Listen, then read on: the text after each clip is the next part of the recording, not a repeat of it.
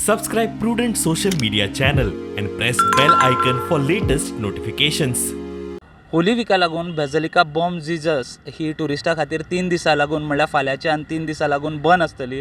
तशेंच जे गोंयचे आनी गोंया भायले जे क्रिश्चन कम्युनिटीचे लोक आसा तेंचे लागून रिलिजियस सर्विसा खातीर हांगासर एंट्री आसतली.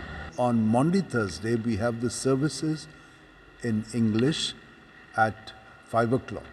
On Friday, we have the services at 3 o'clock in English.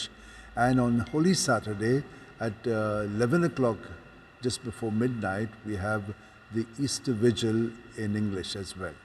On the following day, Sunday morning, we have 3 masses. 2 masses are in Konkani, that is at 7 and 8. And at 9:15 we have the Mass in English. So the services in the Basilica are during the novena, during the Holy Week are in English, while on the other side at the cathedral they are in Konkani. We have been avoiding the intake of tourists because the environment becomes a little more noisy. So to keep this environment and to prepare ourselves and the church for the services, we have this church, the Basilica, closed for the 3 days.